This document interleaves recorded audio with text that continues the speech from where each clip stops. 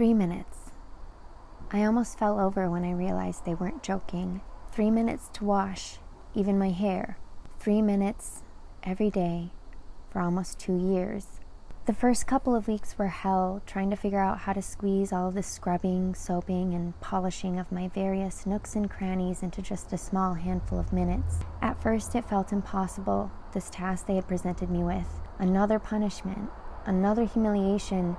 No matter what grievances I had had with my previous life, I had always at least been able to depend on as much time in the bathroom as was needed, no matter what business I was conducting. Now here I was, stumbling out of a lukewarm shower, still smelly from the heavy work I was now regularly engaged in. I wriggled in my clothes as days upon days of sweat and smell started building themselves into my skin.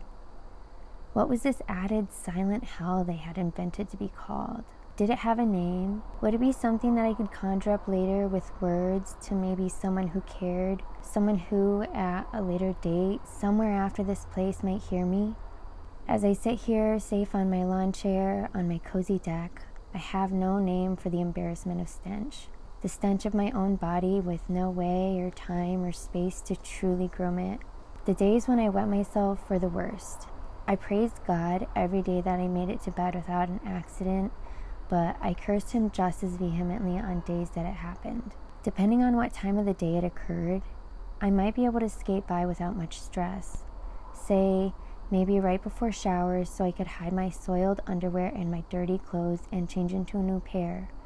But if it happened in the morning, I would be nauseous all day, bubbling with the fear that I might be found out. If we ran straight into a sitting down activity, I'd try to volunteer to do extra chores so I wouldn't have to sit down and soak my skirt. Buy myself time, maybe even just half an hour, to run around and air dry myself.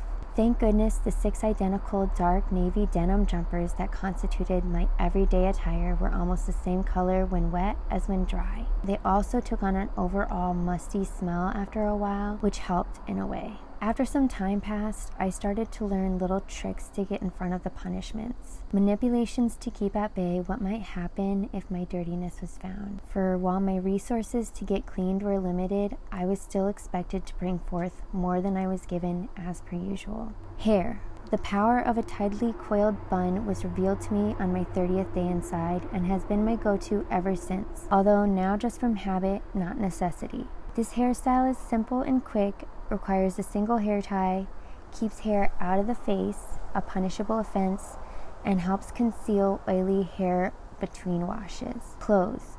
I figured out that I can dip my underwear in the toilet water before I start peeing if I've had an accident earlier in the day, to kind of wash them and keep the smell down until I can get to a shower.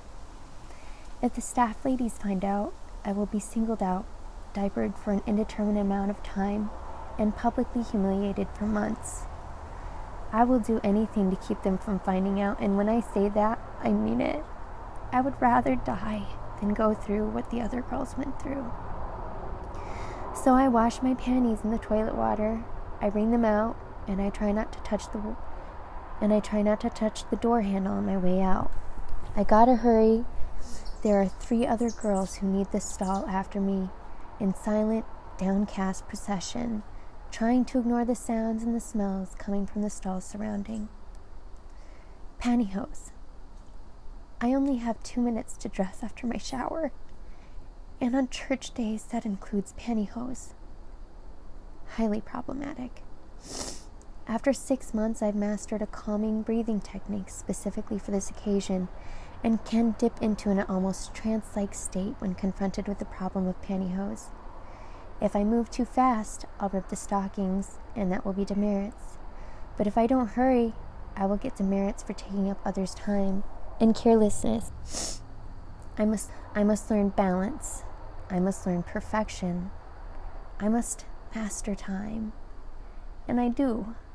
On days when I have to put on pantyhose, I think I really do. Zen, nirvana.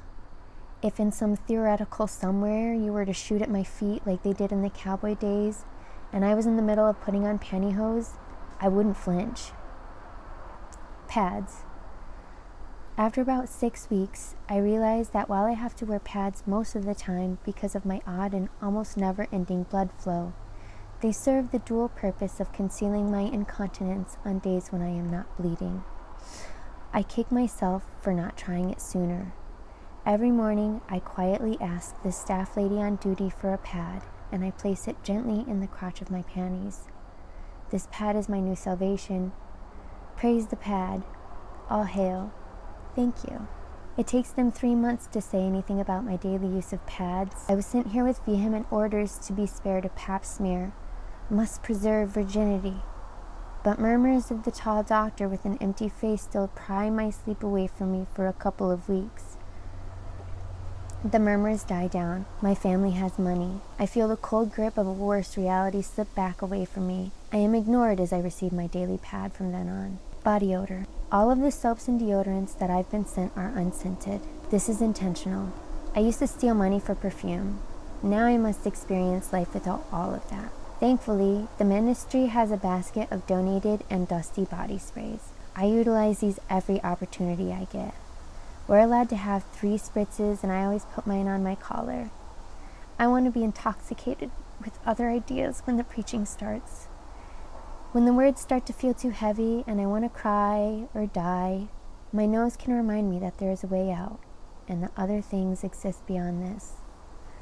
Sometimes doctor comes home from a long stint of raising support on the road and gives us hotel samples of lotion and soap, and I scramble for my first picks of the lot every time. I use the lotion sparingly in my bland white school cubicle, imagining what must be happening in that hotel room, far away from here.